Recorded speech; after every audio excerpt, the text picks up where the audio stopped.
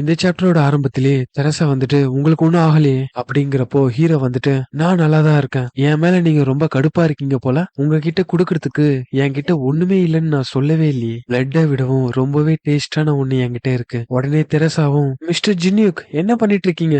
என்னது பிளட்டை விட டேஸ்டான ஒண்ணா? இந்த உலகத்திலேயே பிளட் அளவுக்கு டெலிஷியஸா ஒண்ணு எதுவுமே கிடையாது. நீ என்ன ஆஃபர் பண்ணாலும் என்னுடைய மைண்ட் சேஞ்ச் ஆகாது. உங்களால அதை உறுதியா சொல்ல முடியுமா? ஈவன் தோ நான் ஆஃபர் பண்றது உங்களுடைய ஃப்ரீடமா இருந்தா என்னது ஃப்ரீடமா? இது கேட்ட மத்த வேம்பியர்ஸும் என்ன தைரியம் இருந்தா அந்த வேர்டு இந்த இடத்துல யூஸ் பண்ணிருப்பேன். உடனே இவ வந்துட்டு அமைதியா இருங்க. நீ சொன்ன அந்த வேர்டுக்கு ரெஸ்பான்சிபிலிட்டி எடுத்துப்பியா? என்னால அது முடியாதுன்னா அந்த வேர்டை நான் இங்க யூஸ் பண்ணிருக்கவே மாட்டேன். என்னுடைய பேரு கேங் ஜெனியூக். இந்த டவர்ல இருக்கக்கூடிய டெமானிக் ஹியூமன்ஸ் உடைய ரெப்ரசன்டேட்டிவ் தான் நான். உங்களை இந்த இடத்துல இருந்து நான் விடுவிக்கிறேன். இந்த டெமானிக் ஹியூமன்ஸ்ங்கிறவங்க யாருன்னு பாத்தீங்கன்னா ஹியூமானிட்டியை ரிஜெக்ட் பண்ணிட்டு மணி ரிவெஞ்ச் அப்புறம் இண்டிவிஜுவல் பிலீஃப்காக எல்லாத்தையுமே வெறுத்து ஒதுக்கிட்டு டவரை கிளைம் பண்ற பிளேயர்ஸ தடுக்கிறதும் அதுக்கும் ஒரு படி மேல போய் லேப்ரித்லயும் ரூன்ஸ்லயும் இருக்கக்கூடிய மான்ஸ்டர்ஸ் கிட்ட டை அப் பண்ணிப்பாங்க. அதன் மூலியமா பிளேயர்ஸ கிளைம் பண்ணாம பாத்துப்பாங்க. இதை கேட்ட ஆலிஸும் உங்களை பத்தி நான் நிறைய கேள்விப்பட்டிருக்கேன். ஆனா நீ அவங்கள ஒருத்தங்கிறத நான் எப்படி நம்புறது? எனக்கு ஆல்ரெடி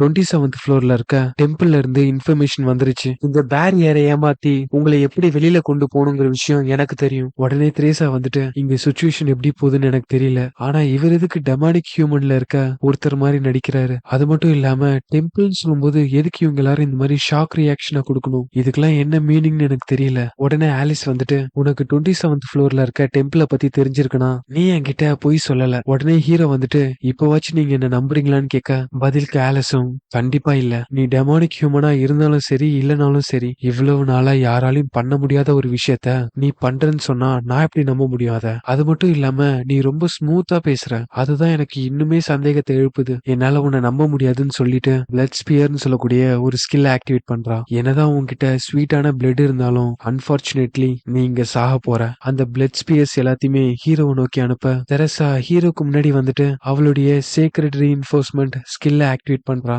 இதன் மூலியமா அந்த பிளட் ஸ்பியர் எல்லாத்தையுமே ஒரு பெரிய ஷீல்ட வச்சு தடுத்துடுறா. மிஸ்டர் ஜினியூக் என் பின்னாடியே இருங்க. என்னால முடிஞ்ச அளவுக்கு இதை நான் தடுத்து நிறுத்துறேன் அப்படின்னு சொல்லிட்டு அந்த அட்டாக்கை ஹோல்ட் பண்ணிட்டு இருக்கும்போது ஆலிஸ் வந்துட்டு உன்னுடைய ஃபுல் ஸ்ட்ரென்த்தை யூஸ் பண்ணியுமே இவ்வளவுதான் பண்ண முடியுமா? பார்க்கவே வேடிக்கையா இருக்கு. ஆனா எனக்கு டிவைன் பவர் பிடிக்காது அப்படின்னு சொல்லிட்டு பிளட் எக்ஸ்ப்ளோஷன் சொல்லக்கூடிய ஒரு ஸ்கில்ல ஆக்டிவேட் பண்றா. இதன் மூலியமா அவளுடைய கையில ஒரு பெரிய பிளட் சர்க்கிளே உண்டாகுது. இதை பார்த்த தெரசாவும் என்னால எவ்வளவு நேரத்துக்கு இவ்வளவு தாக்கு பிடிக்க முடியும்னு தெரியல. ஆனா எனக்கு பின்னாடி மிஸ்டர் ஜெனிக் இருக்காரு. எனக்கு அவர் மேல நிறையவே ட்ரஸ்ட் இருக்குன்னு நினைக்க ஹீரோ அவனுடைய டேகரை வச்சு தெரசாவை குத்திடுறான். மிஸ்டர் ஜெனிக் எதுக்காக இப்படி பண்ணீங்க? இதை பார்த்த ஆலிஸும் அவளுடைய ஸ்கில்ல டீஆக்டிவேட் பண்ணிடுறா. நான் சொன்னது எல்லாமே உண்மைன்னு ப்ரூஃப் பண்ணிட்டேன். இப்ப என்ன நம்புறீங்களா? பார்க்கவே ரொம்ப வேடிக்கையா இருக்கு. உன்னை ப்ரொடெக்ட் பண்ணணும்னு நினைச்ச உன்னுடைய காம்பரடியே நீ பிட்ரே பண்ணிட்ட. இன்னுமே எனக்கு ப்ரூஃப் பண்ணுன்னு சொல்ல உடனே தெரசாவும் நாம 2 பேரும் சேர்ந்து அந்த அட்டாக் போர்ஸ காப்பாத்தணும்னு சொல்லிட்டு தானே டிசைட் பண்ணோம். நீ கூட உன்கிட்ட பிளான் இருக்குன்னு சொன்னா இதுதான் உன்னுடைய பிளானான்னு சொல்ல ஹீரோவும் அவனுடைய டேகரை யூஸ் பண்ணி குத்தி கொன்னுறான். இதை பார்த்த ஆலிஸும் இம்ப்ரெசிவ் ஹியூமன், எனக்கு இப்ப புரியுது நீ எங்க சைட்ல தான் இருக்கன்னு. நீ பேசுறதுக்கான சான்ஸ நான் உனக்கு கொடுக்குறேன். சரி சொல்லு, எப்படி என்ன வெளியில கொண்டு போற? இந்த பேரியரை ஏமாத்துறதுக்கு என்கிட்ட 7 ஸ்டார் ஸ்பெல்லான பிரஹாம் ரிங் இருக்கு. இதுக்குள்ள உங்களுடைய சோலை நான் சீல் பண்ணனா அந்த பேரியரை என்னால டெம்பரவரியா ஏமாத்த முடியும். என்னது, என்னுடைய சோலை இதுக்குள்ள சீல் பண்ணணுமா? இது வரைக்கும் இந்த மாதிரி ஒரு விஷயத்த நான் கேள்விப்பட்டதே இல்ல. உடனே ஹீரோவும் மனசுக்குள்ள நான் லெவலப் பண்ணாம லெவல் 1ல இருந்ததுக்கான காரணம் இந்த 7 ஸ்டார் ஸ்கில்ல யூஸ் பண்றதுக்காக தான். லெவல் 1ல நீங்க இருந்தா மட்டும்தான் இந்த ஸ்கில்ல யூஸ் பண்ண முடியும் அப்படின்னு சொல்லிட்டு அந்த சோலை ரிங்குக்குள்ள டிரான்ஸ்பர் பண்றதுக்காக ஒரு பேரியரை ஆக்டிவேட் பண்றான். இந்த ரிங்கை பயன்படுத்தி ஒரு சோலை மட்டும்தான் கேப்சர் பண்ண முடியும். திரும்ப இந்த ரிங்கை இன்னொரு சோலை கேப்சர் பண்றதுக்காக யூஸ் பண்ணணும்னா அடுத்த 1 வருஷத்துக்கு நம்ம வெயிட் பண்ணணும். உடனே ஹீரோ வந்துட்டு இந்த மேஜிக் சர்க்கிள் கொஞ்ச நேரத்திலேயே டிசப்பியர் ஆயிடும். இப்போ சாய்ஸை உங்ககிட்டயே கொடுத்துட்றேன், நீங்க அக்செப்ட் பண்றீங்களோ இல்லையோ. உடனே ஆலிஸும் மைண்ட் வழியா பெலஸ் கிட்ட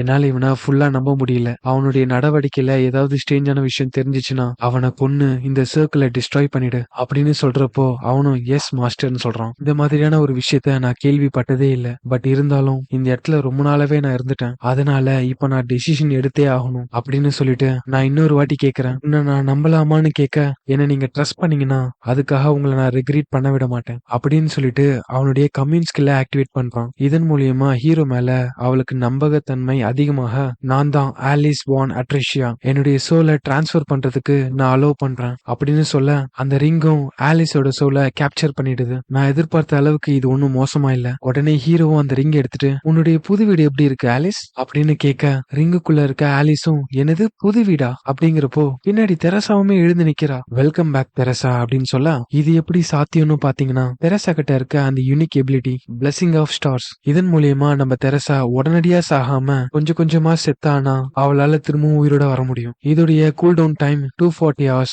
அதாவது ஒரு தடவை இதை பயன்படுத்திட்டு திரும்பவும் இன்னொரு வாட்டி பயன்படுத்தணும்னா 240 மணி நேரம் வெயிட் பண்ணணும். இதோட இந்த சாப்டர் முடியுது. அடுத்தடுத்த சாப்டரை நீங்க கண்டினியூவா பார்க்க இந்த வீடியோக்கு ஒரு லைக்கை போட்டு அப்படியே மறக்காம சப்ஸ்கிரைப் பண்ணி வச்சுக்கோங்க. அடுத்த சாப்டர்ல உங்களை சந்திக்கிறேன்.